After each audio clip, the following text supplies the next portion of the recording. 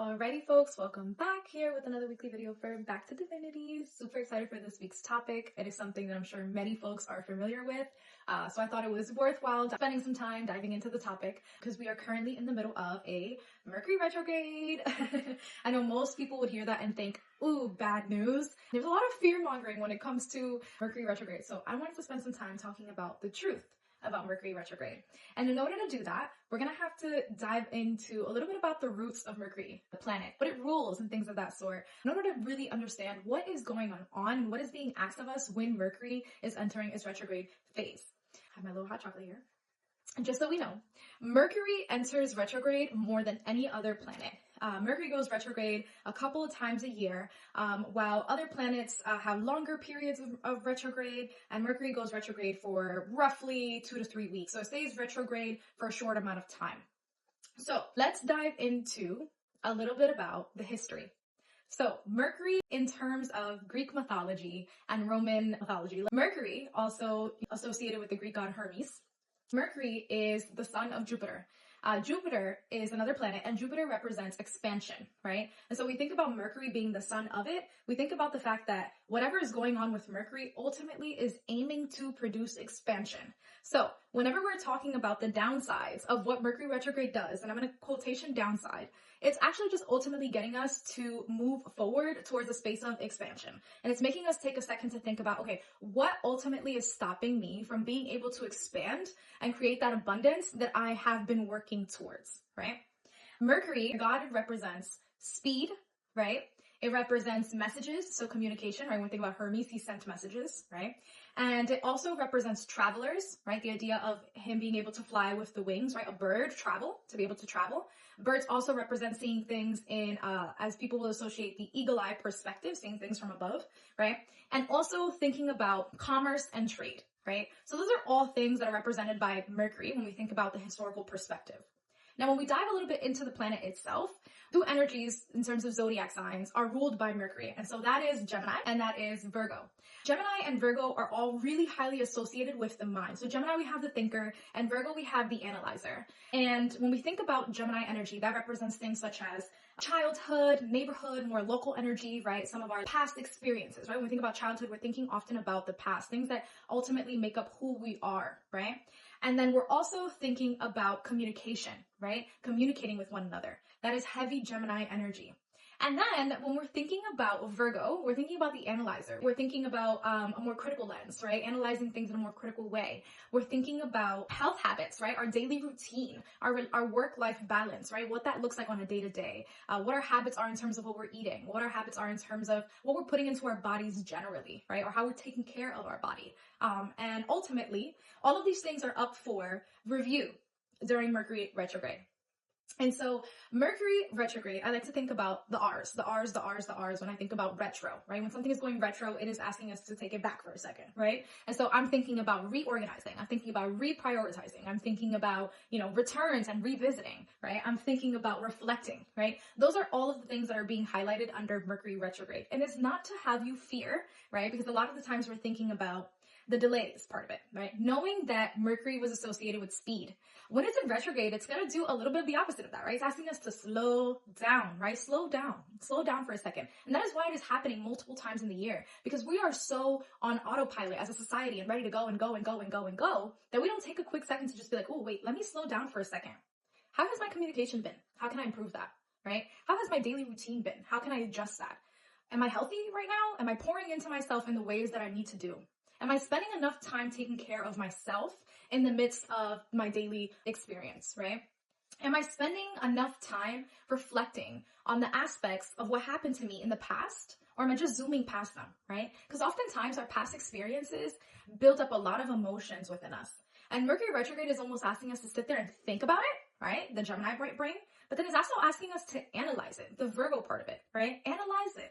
Analyze why you are feeling the way that you're feeling. And oftentimes, the way that Mercury retrograde does that is it brings back things from the past in triggering ways to get you to sit within. So that can be literal past people returning into your life, right? Sending you messages, communicating with you.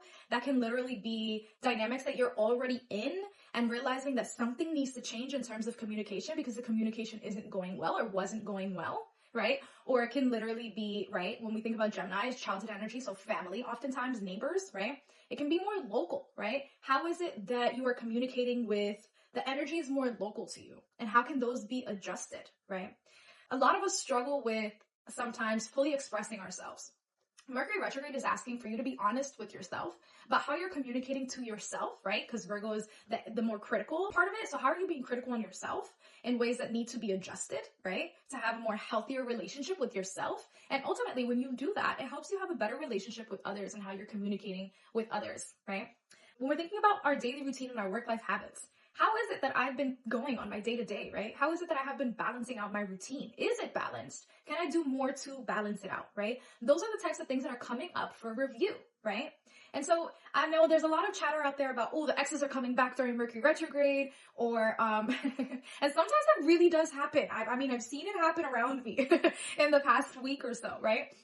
Or it can literally be just things from your past that are generally coming back up. And it doesn't have to be just romantic relationships. Sometimes it can be past friendships, right? And things of that sort that are coming up for review. And this happening right in the midst of the holiday season is not coincidental, right? Because the holiday season gets us to really reflect and think about what is happening with our dynamics. Have we been paying enough attention to the people in our lives that we care about, right? Things of that sort often come up during the holiday season, right? Because we're seeking community, right? And that is what Mercury energy is, it's community, right? There's a lot of emphasis on community. All right. The other part of it is that Mercury, like I said, represents the traveler side of it, the commerce, the trade, right? So that being said, there could be a lot of delays in terms of how finances are going, in terms of how, let's say you plan travel during this time. You might notice more delays, right? If it's just your morning commute, there might be more delays going on, or just things generally slowing down, right?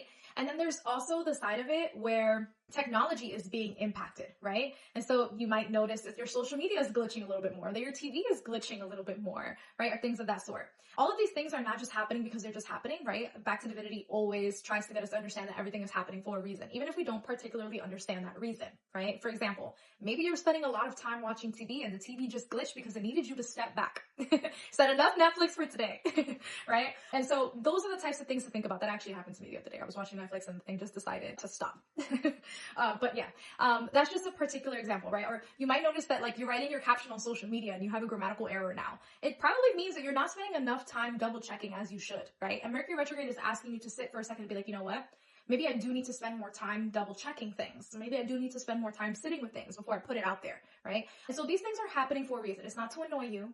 It is to ask you, how can we do things a little bit differently moving forward? And not get stuck in a pattern that we have been, which oftentimes is autopilot or moving very quickly, right? Mercury is speed. And so now it's asking you to slow it down. So to sort of tie it all together, because that's pretty much most of understanding Mercury, right? We talked about the history of it, looking at Greek and Roman mythology, right? And the things that it represents, right? The god Mercury represents speed, messages, travel, commerce, trade, things of that sort, right?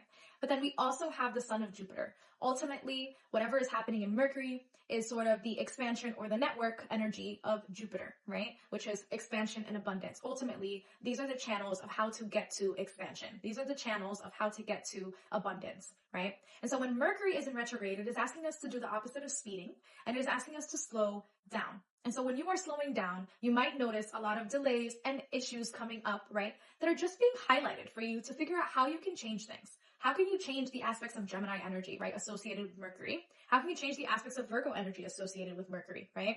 Our childhood, our communication patterns, right? Our association with technology, our association with our day-to-day routine and our health habits and what we're eating and how we're taking care of our body, what our work-life balance is looking like. And if we're paying enough attention to the people around us who care about us, or if we're paying too much attention to others and not ourselves, right? Just look at it from your perspective and your situation and think about what is being asked of me during this period. This happening right before stepping into the new year is perfect timing. How can I reflect, reorganize, reprioritize, and revisit certain things?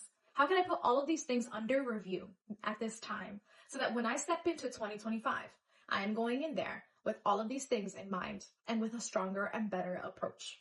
And that is all for Mercury retrograde and the truth about Mercury. Alrighty, folks. Thank you so much for listening.